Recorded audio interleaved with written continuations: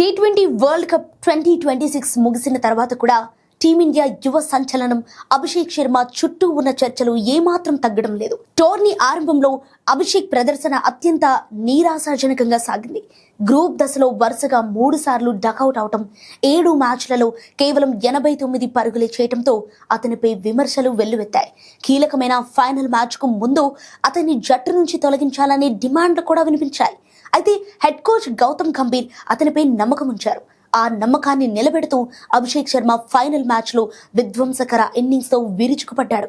కేవలం 18 బంతుల్లోనే half century సాధించి ఈ టోర్నీలోని అత్యంత వేగవంతమైన అర్ధ సెంచరీ రికార్డును తన పేరిట లెక్కించుకున్నాడు. ఈ అద్భుత ఇన్నింగ్స్ జట్టుకు భారీ స్కోర్ అందించడమే కాకుండా భారత్ను విజేతగా నిలబెట్టడంలో కీలక పాత్ర పోషించింది.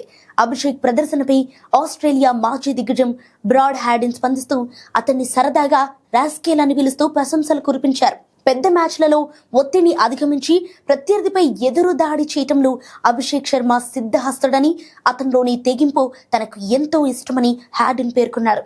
టోర్నీ ఆరంభంలో తడబడినప్పటికీ సరైన సమయంలో ఫామ్లోకి రావటం అతని గొప్పతనాన్ని చాటుతోందని హ్యాడిన్ విశ్లేషించారు. ఇక మరోవైపు ఈ వరల్డ్ కప్ లో రన్నరప్ గా నిలిచిన న్యూజిలాండ్ జట్టుపై కూడా హ్యాడిన్ ఆసక్తికర వ్యాఖ్యలు చేశారు. కివీస్ జట్టు ఫైనల్ వరకు దూసుకురావటం గొప్ప విషయమని, ఫిన్ ఎలెన్, టీమ్ సెఫెట్ వంటి ఆటగాళ్లు టోర్నీ పొడవునా అద్భుతమైన బ్యాటింగ్తో ఆకట్టుకున్నారని ఆయన కొనియాడారు. ఇక టోర్నీ అంతా వారి వైపే మొగ్గున్నట్లు అనిపించిన చివరి అడ్డంకి అయిన ఫైనల్ మ్యాచ్లో మాత్రం వారు మరోసారి తడబడ్డారని హ్యాడిన్ అభిప్రాయపడ్డారు. కీలక సమయంలో ఒత్తిడికి లోనవటం న్యూజిలాండ్ జట్టుకు బలహీనతగా మారిందని, చివరికి అన్ని విభాగాల్లో మెరుగ్గా రాణించిన భారత జట్టే అర్హమైన విజయాన్ని అందుకుందని ఆయన స్పష్టం చేశారు.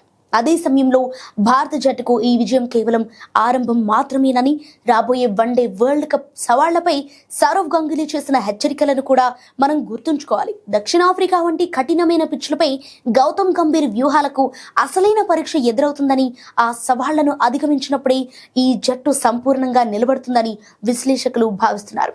అభిషేక్ శర్మ వంటి యువ రక్తం, రోహిత్ కోహ్లీల అనుభవం, గంభీర్ మార్క్ కోచింగ్ కలగలిస్తే భారత క్రికెట్ సుదీర్ఘ కాలం పాటు ప్రపంచ వేదికపై తిరుగులేని శక్తిగా వెలుగొందుతుందనటంలో సందేహమే లేదు.